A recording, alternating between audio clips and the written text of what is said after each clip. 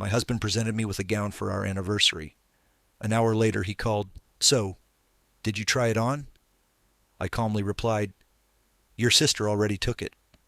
A silence hung in the air, then he bellowed, "What have you done, you fool? Do you have any idea what's going to happen now? Before we delve into that, please tell me, from which country are you, and how old are you?" Enjoy the story. Irene lived without illusions. By 38, illusions typically fade, along with the optimism of a first marriage, the belief that things will somehow work out, and the initial hope that he's just tired. Her second marriage wasn't to a dream, but to a man. Steady, outwardly reliable, and socially adept.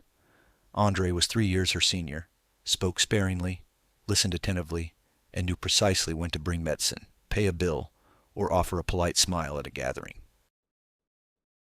Irene worked in procurement, was financially independent, had savings, and a habit of meticulous record keeping. Her parents had instilled in her, if you want a peaceful life, don't live by someone else's word. Consequently, their household operated under an unspoken rule: separate finances, shared expenses by mutual agreement. Initially, Andre even praised her sensible approach. Later, he stopped discussing it, simply accepting it as the norm. However, in recent months, a strange tension, like the stillness before a thunderstorm, had settled over their home. It wasn't conflict or infidelity, but a palpable unease. Andre began to check his phone more frequently, often disappearing for brief moments, only to return with the feigned composure of someone who had just engaged in an argument. He would abruptly cease speaking mid-sentence if Irene entered the room, and Svetlana, Andre's sister, appeared with increasing regularity. Svetlana was younger, louder, and more prone to taking offense. She felt life had treated her unfairly, and Irene excessively well. Svetlana would drop by for tea and leave with bags of Irene's belongings. Quote 4, or quote 5, or quote 6. When Irene attempted to voice objections, Andre would offer the same predictable response. Quote 7. Irene wasn't making a fuss. She was simply making a mental note. The conversation would come later. And another note. Hiding things was futile. Svetlana would find them.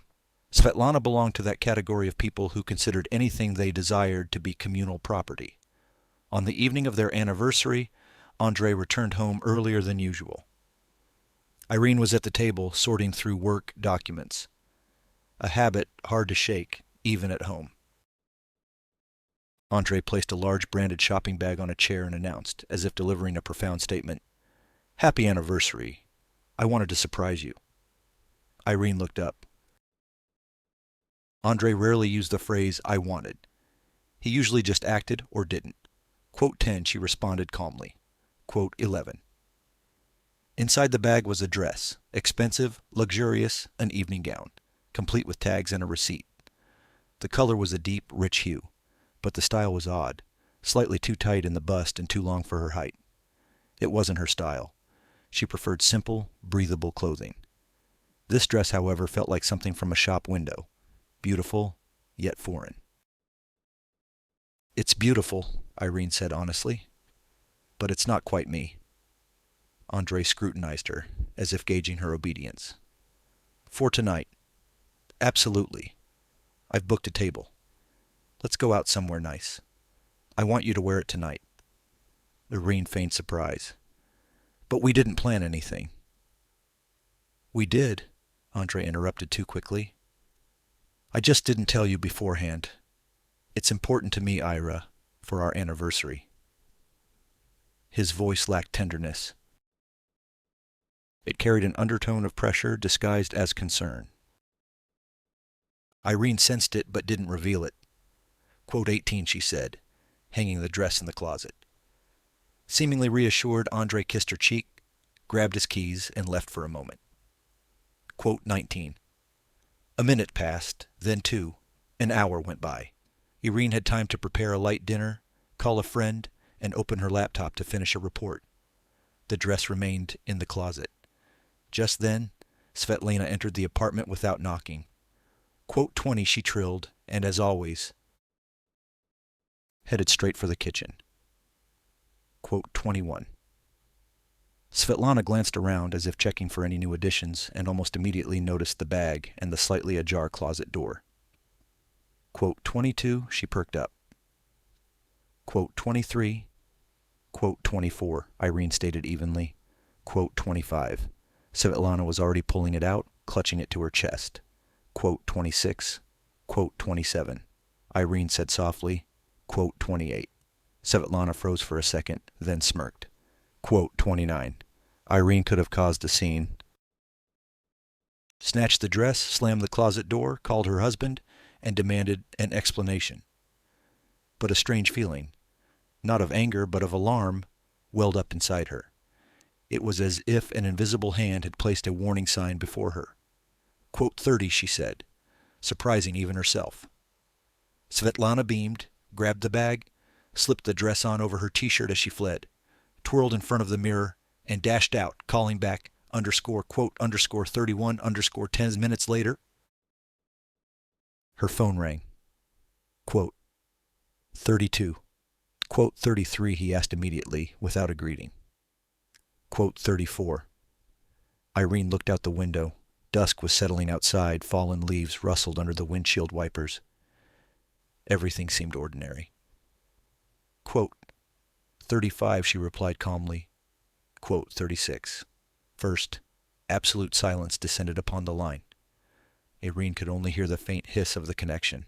Quote 37 Andre. Must have finally managed to exhale. Irene repeated herself.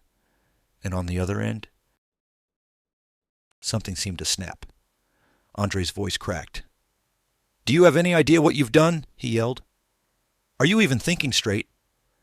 This wasn't the cry of someone who regretted losing a material possession. It was the cry of someone whose carefully constructed plan had just unraveled. Irene listened in silence, offering no reply. She simply noted. Quote 40. Quote 41. She said after a pause, her voice soft, as if trying to soothe the situation. Quote 42, he snapped. Quote 43. Irene slowly lowered the phone. She didn't run after Svetlana. Not because she didn't care, but because her mind had switched to a cold, clear focus. If Andre was screaming like this, the danger was real. But the danger he had intended for her meant that telling him now, quote 44, would give him time to fabricate another lie. Irene did what she did best. She acted without unnecessary words. She called Svetlana immediately. Irene said evenly. Svetlana brushed her off. Quote 48, Irene repeated softly. Quote 49, quote 50, Svetlana scoffed. Quote 51. Then with a hint of afterthought, quote 52. And she hung up. Irene stood in the kitchen, phone in hand, and for the first time in years, felt genuinely afraid. Not afraid of an argument, not afraid of being alone, but the profound fear of someone who suddenly realized they were living with a deceiver. An hour later, her phone rang again, but it wasn't Svetlana, an unknown number. Is this Mrs. Andrei Sergeyevich? A female voice inquired. Yes. My name is Olga. I'm the administrator at the Forest Restaurant. Your relative has become quite unwell. Very unwell. An ambulance has arrived. Your husband is also here. He's in a panic. Irene closed her eyes. Where was she taken? To the city hospital. They said it was poisoning or a severe allergic reaction. But, the administrator faltered, I'm not a doctor. She just collapsed right in the dining room. And your husband was shouting, just don't touch the dress. Irene took a slow breath. Thank you, she said. I understand. She didn't go to the hospital immediately. There was no point. She wouldn't be allowed in without immediate family. Besides, Svetlana wouldn't want Irene there at that moment. Irene did something else. She called a taxi and headed home, to the place where unpleasant matters were usually resolved, to her documents. First, she retrieved the file containing her papers. Their marriage contract was verbal, but the apartment was registered in Irene's name. This was before the marriage. The car was also in Irene's name. Their accounts were separate. Irene had always lived this way, not out of distrust, but for peace of mind. Now, however, she began recalling small details.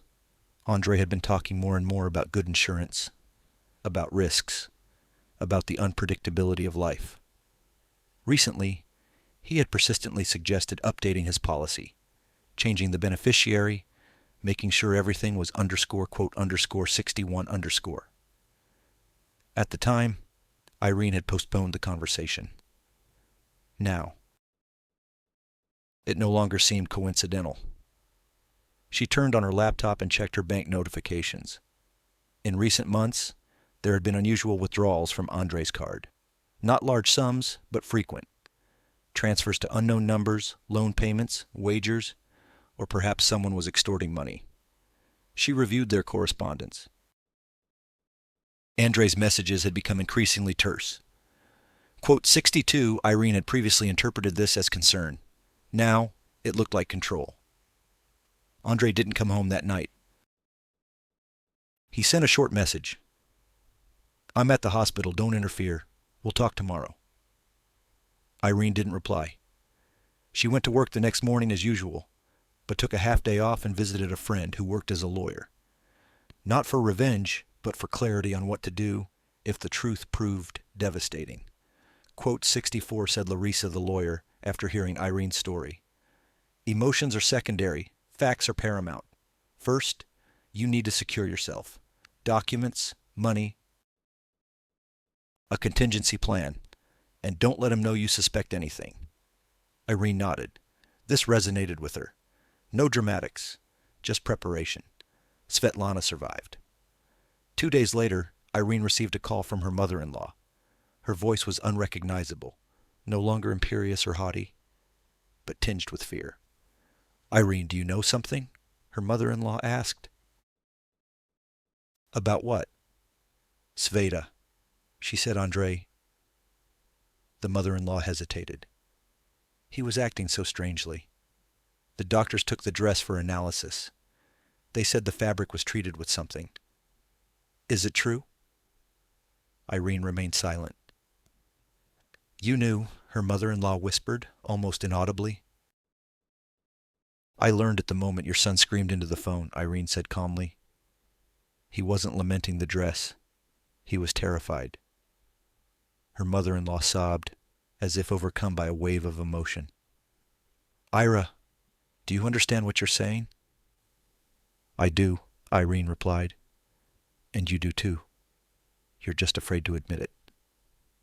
That evening, Andre came home, exhausted, unshaven, his eyes reflecting the weariness of 2 sleepless nights spent consumed by a single thought. He saw Irene in the kitchen, her calm demeanor registering, and tensed. Where were you? He demanded immediately. At work. And that's all? He was trying to catch her in a minor lie. Yes, all. Andre sat down, rubbing his forehead. Sveta's in the hospital. The doctors there are exaggerating. It's just a reaction. The dress has nothing to do with it, understand? I understand, Irene said, then added softly, And you? He looked up sharply. What about me? Have you understood what's happening? Andre stood and paced the kitchen, clearly formulating his words, attempting to control the conversation. Ira, he finally said, his tone softening. Don't imagine things. You're too impressionable. Sveta has always been fragile, nervous. Anything could trigger her. Anything, Irene repeated, looking him directly in the eye. Even your gift. Andre froze. Irene saw the internal struggle between continuing his deception and resorting to intimidation. He chose intimidation. Do you even realize how much I've done for you?" His voice turned cold. "I brought you into a respectable family. I gave you stability, and now you're making a scene over a dress." Irene slowly placed her cup down. "Andre," she said calmly, "I live in my own apartment. I work my own job. I pay my own way. You haven't given me anything. You've just been present. And now I see that was a mistake." He stepped closer. "Are you trying to accuse me?" he hissed. "I'm choosing to live," Irene replied. That night, Irene didn't sleep. She didn't pack suitcases or weep. She sat in the room where she kept her documents, doing what saves people better than any outcry. She organized reality. In the morning, she changed the passwords to her banking applications, transferred a portion of her savings to a different account, and officially submitted a request to the management company to have the lock replaced by a certified technician. She arranged with a friend that if necessary, she could stay with her for a few days. Andre noticed. "What are you doing?" he asked, seeing the paperwork. "Nothing," Irene replied, "just tidying up." He attempted a smile. "Ira, let's not be foolish. You know," he paused as if selecting a milder threat, "you won't be able to prove anything." "I'm not trying to prove anything to you," Irene said calmly. "I'm going to prove it to those who need to see it." A week later, an expert analysis confirmed the fabric had been treated with a toxic contact-based compound. The doctors didn't use dramatic language over the phone, but the implication was clear. This was no accident. The investigator summoned Irene for questioning. Andre was also called. In the hallway of the police department, Andre approached Irene, too close, as if trying to look into her eyes and find fear. "Quote 102, he said quietly. Quote 103. Irene looked at him and suddenly understood. This man was accustomed to considering others inferior. He was used to women remaining silent, Svetlana throwing tantrums, and his mother covering for him. He believed Irene was the same, just quieter. Quote 104, Irene said evenly. Quote 105. During the interrogation, he maintained a confident demeanor, speaking of unknown individuals, a supplier, and the fact that the dress had been purchased from a store. Quote 106. But the investigator didn't argue. He simply asked questions and pieced together the facts. And the facts were undeniable. The receipt, the insistence on wearing it that night, the panic on the phone, the attempt to hide the dress, the shout in the restaurant. "Don't touch it." Irene gave her statement calmly, without embellishment. She didn't say, quote 108. She said, quote 109. And that was enough for the investigation to dig deeper. What emerged was what Andre had concealed for years. Debts, loans from individuals who didn't use written contracts. A mistress. Not a casual affair, but an accomplice through whom he tried to move money. Conversations where he stated she wouldn't notice, and the most important thing was to make it look natural. Insurance policies listing him as the beneficiary, and his attempt to persuade Irene to simply sign a document. When all this came to light, Andre stopped playing the role of the confident husband. He became angry and agitated. Underscore, quote underscore 110 underscore, he yelled, not in the police station hallway this time, but over the phone. Quote 111. Quote 112, Irene replied calmly. Quote 113. Svetlana, upon learning the truth, cried at first, then shouted at her mother, then sat in silence, like someone who, for the first time in her life, understood. Underscore, quote underscore 114 underscore. It all concluded not with a dramatic spectacle, but with the ordinary course of life. Court, documents, expert reports, rulings. Irene divorced him. As she filed the paperwork, she didn't tremble. She was tired but calm. Her composure was stronger than any hysteria. On one of the final days, when Andre no longer lived at home, and came to collect his belongings under the watchful eye of a police officer. He paused at the door and suddenly said, almost softly, "You know, I didn't intend for it to go like this." Irene looked at him. "Andre," she said, "the most frightening thing isn't what you intended or didn't intend. The most frightening thing is what you could have done, and that you decided you had the right." He opened his mouth, but no words came out. Several months passed. Irene began living again as she loved to, peacefully. She didn't seek new relationships. She began to appreciate simple things. Tea in the evening, silence, the freedom to not listen for footsteps in the hallway. One day, Svetlana called. Her voice was different, stripped of its usual arrogance. Quote, 118, she said. Quote, 119, Irene paused. Quote, 120, she replied gently. Quote, 121, Svetlana sobbed. Quote, 122, quote, 123, Irene said calmly. Quote, 124. Irene ended the call and looked out the window.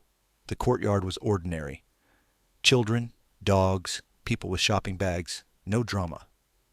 This was how it should be. She no longer wanted to live within someone else's deception. Sometimes people asked her, "How did you figure it out? Why didn't you scream? Why didn't you make a scene?" She replied simply, "Because a scream is what someone who wants to break you expects, while calmness is what they fear."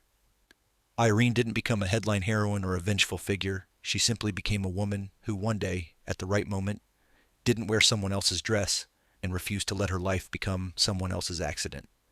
Andre lost everything, not in a single day. It all slipped away gradually. Respect, money, freedom, confidence, and most importantly, control over a person he considered weak. Irene, on the other hand, gained something more precious than any gift or beautiful word, the right to breathe freely and know that tomorrow belonged to her.